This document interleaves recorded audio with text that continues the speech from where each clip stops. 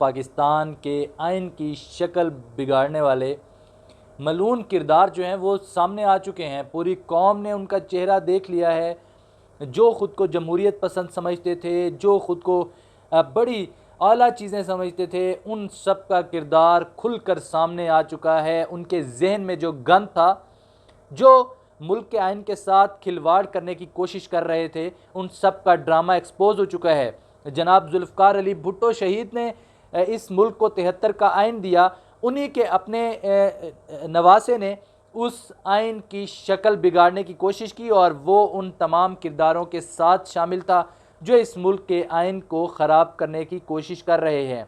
मुस्लिम league नून ने भी इसमें बराबर हाथ धोने की कोशिश की और साथ ही साथ अदलिया के जो हमारे चीफ थे, उन्होंने भी इस सब पर खामोशी अख्तियार रखी और इस चीज़ में जो है वो बराबर हिस्सा डालने की कोशिश की।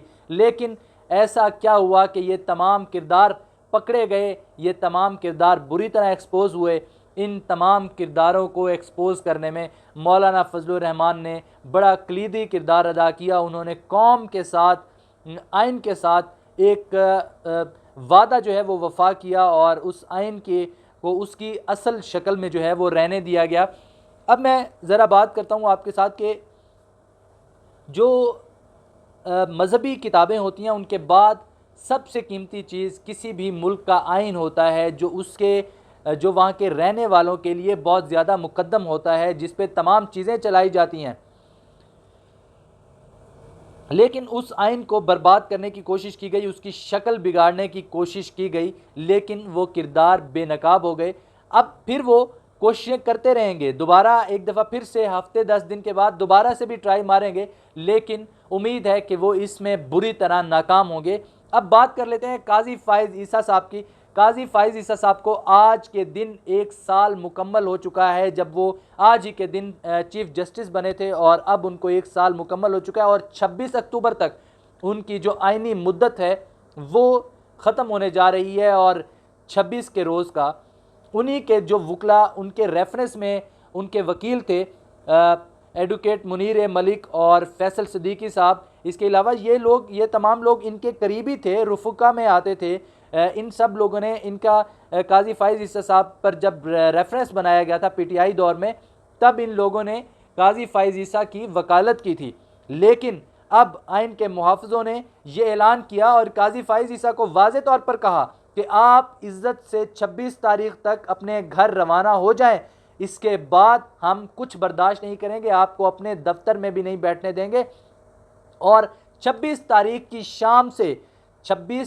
शाम से जस्टिस मंसूर अली शाह आइंदा के चीफ जस्टिस होंगे और बहुत ज़्यादा इस चीज़ में जो है वो सख्ती दिखाई गई है और सख्त जो है वो रवैया अख्तियार किया गया है। बार काउंसिल्स ने, बलूचिस्तान बार काउंसिल ने भी मज़म्मती करारदाद मंजूर की है और उसके बाद सिंध बार काउंसिल ने भी बहुत ज़्यादा सख्त रवैया अपनाया है। काजी फ़ाइज़ ईसा साहब जो एक्सटेंशन लेने की कोशिश कर रहे थे, उसके ख़िलाफ़ उन्होंने सख्त रवैया अपनाया है। इसके अलावा दीगर बार्स भी बहुत ज़्यादा गुस्से में दिखाई दे रही हैं, बहुत शदीद गम और गुस्से का इजहार कर रही हैं। और कल सुप्रीम कोर्ट बार ने, मैं आपको ये बड़ी ख़बर देने जा रहा हूँ कि सुप्रीम कोर्ट बार ने तमाम पाकिस्तान के वकला नुमाइंदगान को इजलास उनका तलब कर लिया है और उनको बुलाया है कि आइनी तरमीम के हवाले से किस तरह आगे पेशरफ्त करनी है, किस तरह इसका रास्ता रोकना है।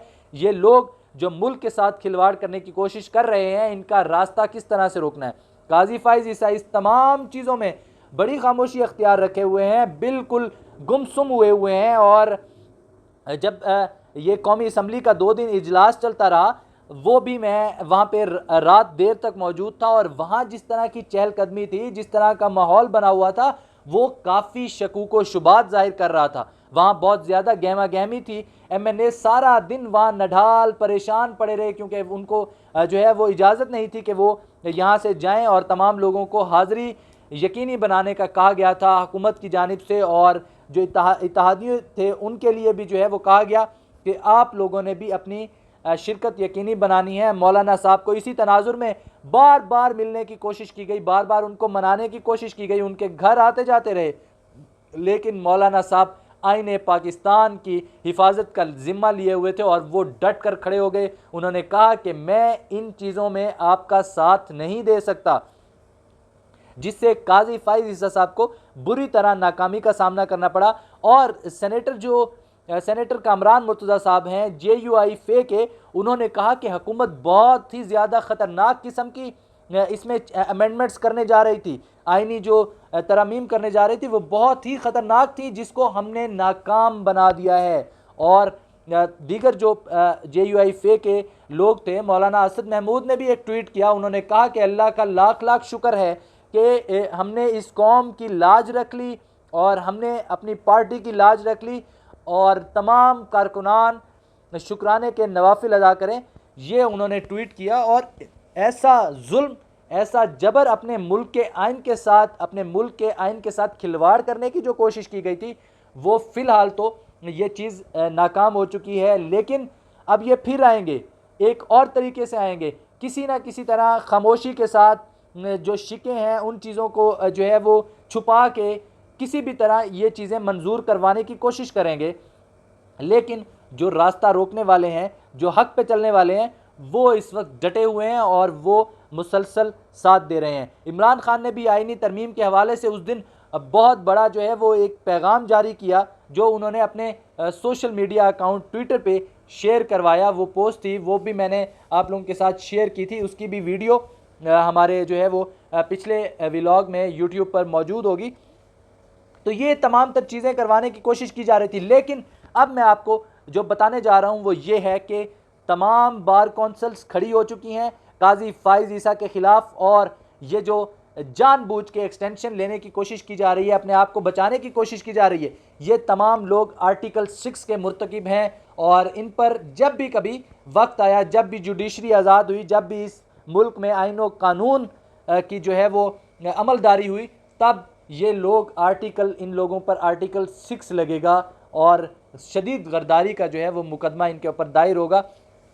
अब तमाम बार कौंसिल इकट्ठी हो चुकी हैं। सुप्रीम कोर्ट बार ने तमाम बार कौंसिल्स का इजलास बुलाया है ताकि इसके ख़िलाफ़ जो है वो मजम्मत की जा सके, आइनी तरमीम के ख़िलाफ़ मजम्मत की जा सके और इसका रास्ता रोका जाए, इसकी सरकोबी की जाए, ये चीज़ शुरू होने से पहले ही ख़त्म कर दी जाए। और 26 अक्टूबर की शाम क्या होता है, क्या हमारे जो जस्टिस मंसूर अली शाह साहब हैं, क्या वो चीफ़ जस्टिस के मनसब पर बैठ जाएंगे, या फिर उससे पहले ये जो रुकावटें डालने वाले कुछ अनासिर हैं, जो इंतहाई बेशरम लोग हैं, जो आइन के साथ खिलवाड़ करने की कोशिश कर रहे हैं, क्या वो लोग अपना कोई भी झूठा प्रोपेगेंडा या कोई भी ड्रामा करके इन तमाम तर चीज़ों को रोकने की कोशिश करेंगे? ये तो आने वाला वक्त ही बताएगा। लेकिन फ़िलहाल के लिए ये इंतहाई अहम डेवलपमेंट है, अहम खबर है कि पाकिस्तान भर के वकला नुमाइंदगान का इजलास बुलाया जा चुका है। कल सुप्रीम कोर्ट की बार काउंसिल ने ये इजलास तलब किया है और उसमें तमाम तर चीज़ें जो है वो वाज़े हो जाएंगी और इन तमाम जो ऊंचे हथकंडे अपनाए जा रहे हैं इनका रास्ता रोका जाएगा। जो आइन को ख़राब करना चाहते हैं, आइन की शक्ल बिगाड़ना चाहते हैं, उनका रास्ता रोकने की भरपूर हिकमत अमली तैयार की जाएगी। कल जो जो अहम डेवलपमेंट्स होंगी वो मैं आपके साथ शेयर करता रहूँगा। अब तक के लिए इतना ही। अपने मेज़बान नासिर जहांगीर को शहर इक़्तिदार से दीजिए इजाज़त। अल्लाह निगहबान।